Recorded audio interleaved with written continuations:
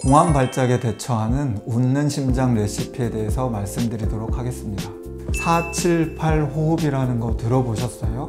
두 번째는 제가 공황 발작 시에 도움이 될 만한 혈자리를 알려드리려고 하는데요. 소충이라는 혈자리입니다.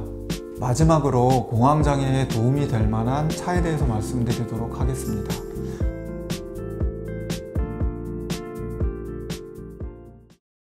안녕하십니까. 마음을 진맥하는 한의사 이명택입니다. 오늘은 지난번 불안을 잠재우는 방법에 이어서 공황 발작에 대처하는 웃는 심장 레시피에 대해서 말씀드리도록 하겠습니다. 공황 발작이란 죽을 것 같은 공포심을 유발하는 발작 증세를 말합니다. 그 죽을 것 같은 공포감에 이제 응급실에 전화를 하거나 119를 불러서 응급실을 방문하게 되거든요. 근데 이제 이 공황 발작의 특징은 가서 검사를 하면 신체적으로는 아무런 증상이 나오지 않습니다. 그리고 또 하나의 이제 증상적 특징은 발작이 시작됐을 때 한 10분, 15분에서 최고점을 찍고 한 1시간 정도가 지나면 이 증상들은 완전히 없어집니다. 그래서 응급실에 들어갈 때는 정말 죽겠는 마음으로 들어가는데 가서 이제 이것저것 검사 받고 의사 선생님 만날 때쯤 되면 증상이 없어져서 어떤 때는 그냥 집에 오는 경우도 있고 어떤 때는 항불안제나 이런 거 살짝 받아갖고 오는 경우들도 많습니다.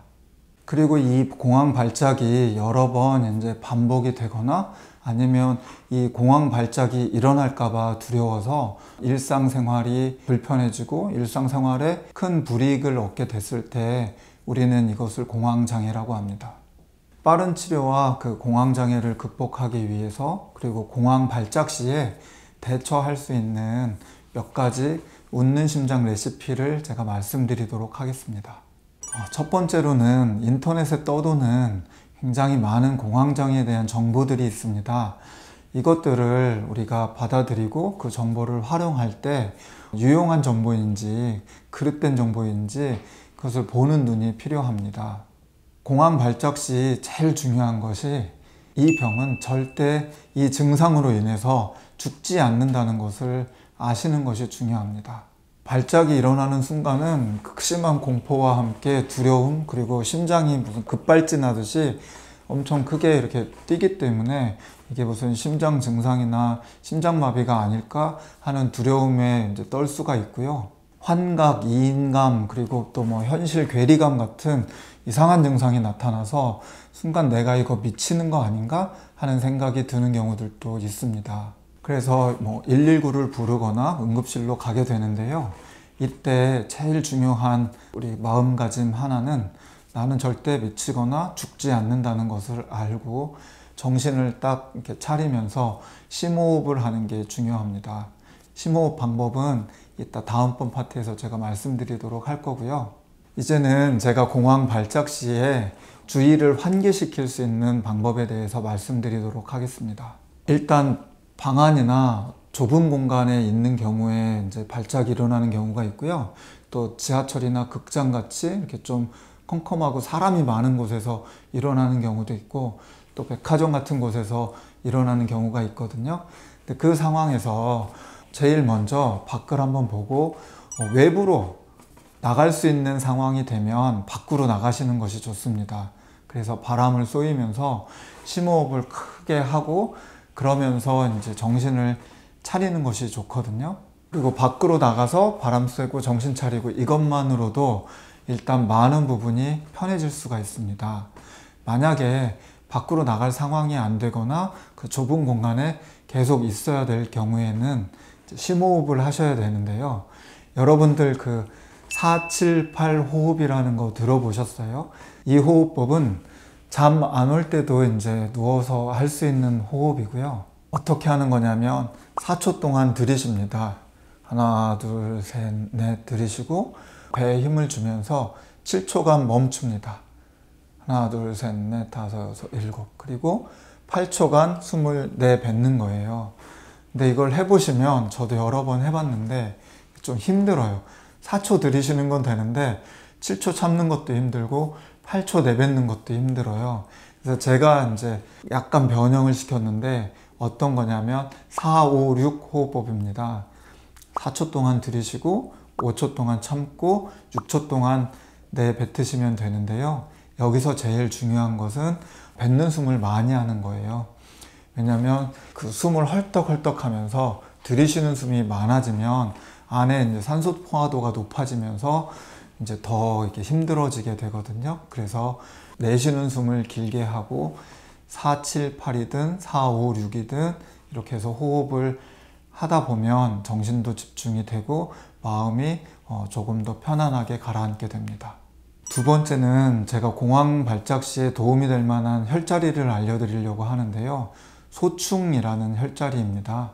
소충이라는 혈자리는 이 새끼손가락 끝에 있는 혈자리인데 우리 어떤 심장의 상태와 심장에 대한 많은 것들을 조절합니다. 그리고 적을 소자에다가 충격줄 충자가 들어가 가지고 약간 작게 그 충격을 준다라는 의미거든요. 그래서 발작이 일어나서 정신이 없고 마음이 우왕좌왕 할 때 이곳을 손톱 끝에 있는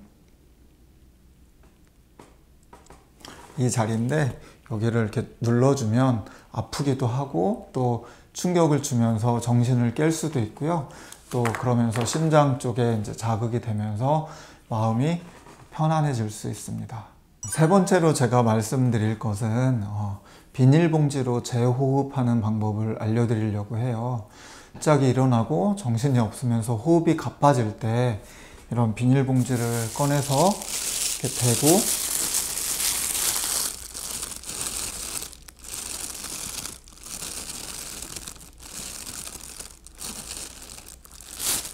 이렇게 호흡을 하는 방법인데요. 사실 이게 예전에 천식 환자분들한테 많이 사용됐던 방법인데 의학적으로는 정설은 아니에요. 효과가 없다는 이야기들도 있고 또 쓸모없는데 이걸 왜 하냐 하는 이야기들도 많이 있습니다. 원리는 발작 시 숨을 헐떡일 때 숨이 많이 이렇게 들어가면서 폐 안에 산소 포화도가 높아지고 이산화탄소가 이제 적어져요. 근데 이제 비닐봉지로 호흡을 하게 되면 입에서 나온 이산화탄소가 비닐봉지에 모아지고 또 그 이산화탄소를 호흡하기 때문에 과호흡이 일어나는 폐에서 포화도를 낮출 수가 있어요. 그 원리로 저걸 하는 건데요. 의학적으로는 여러 이제 의견들도 있고 정설은 아니지만 공황 발작이 일어났을 때 뭔가라도 하나 의지할 수 있는 방법은 되거든요.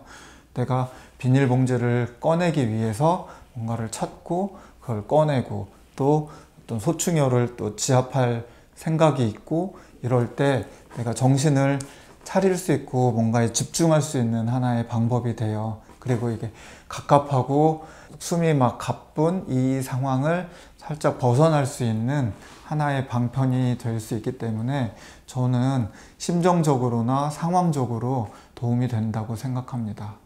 누구에게도 또 아무런 어떤 도움을 받지 못할 때 뭔가 의지할 것도 없고 겁이 많이 날 때 이때는 뾰족한 것으로 소충혈을 자극하거나 저 비닐봉지 하나도 의지가 될 수 있다고 생각하기 때문입니다.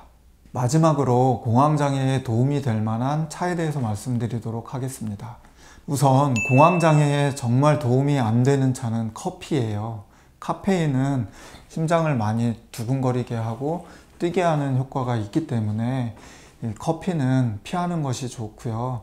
영 커피가 이제 잘 안 끊어지는 분들은 디카페인이나 뭐 이런 걸 이용해서라도 커피 양은 무조건 줄이시는 게 중요합니다.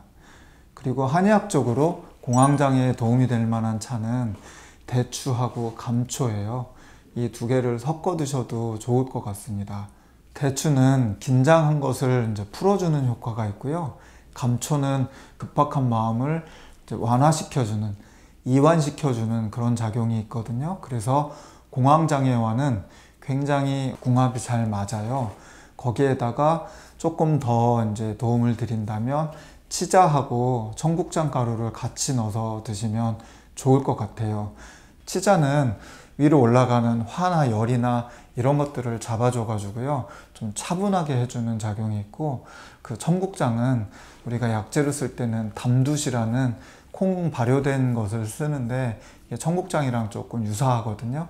그것은 가슴을 시원하게 해서 이렇게 뚫어주는 그런 작용이 있어요. 그래서 감초와 대추, 그리고 치자, 그리고 청국장 이걸 같이 넣어서 끓여서 수시로 드시면 도움이 많이 될 것 같습니다. 그래서 한 500cc 주전자 정도에 감초 2쪽, 그리고 대추 이렇게 찢어서 한 3개에서 5개 넣고, 그리고 치자 꽃 한 2송이 정도 넣고, 그리고 청국장 가루 한 3스푼 정도 넣어서 끓여가지고, 많이 끓이실 필요도 없고 한 15분 정도 이렇게 끓이시다가 불을 좀 줄이시고 30분쯤 됐을 때, 그리고 500에서 그 물이 한 300cc 정도로 줄었을 때, 그때 이제 식혔다가 좀 따뜻하게 해서 드시면 좋을 것 같아요. 일단 공황 발작이 있을 때는 저는 무엇보다 치료를 권합니다. 정신과를 전문으로 하는 한의원이든 아니면은 정신의학과에 가셔가지고 치료를 받으시면 훨씬 더 효과적으로 그 상황들을 정리할 수 있고요. 치료를 받는 도중이라면, 그리고 치료하는 과정에서도 가끔씩 발작이 일어나서 이렇게 힘드신 분들이라면 볼펜 하나 주머니에 넣으시고, 또 비닐봉지도 하나 이렇게 주머니에 챙겨서 약간 마음적으로는 부적처럼 지니고 다니시고, 또 평소에 따뜻한 차 한 잔으로 몸과 마음을 이렇게 다스리신다면 이 공황장애를 충분히 이겨내실 수 있을 거라 생각됩니다. 무엇보다도 스스로 잘 대처할 수 있고 상황에서 내가 꼭 이겨내리라는 그 믿음을 가지시고요. 치료가 이제 잘 되고 그 증상들도 극복이 되어서 편안한 일상, 그리고 건강한 일상을 찾으시기를 바랍니다. 감사합니다.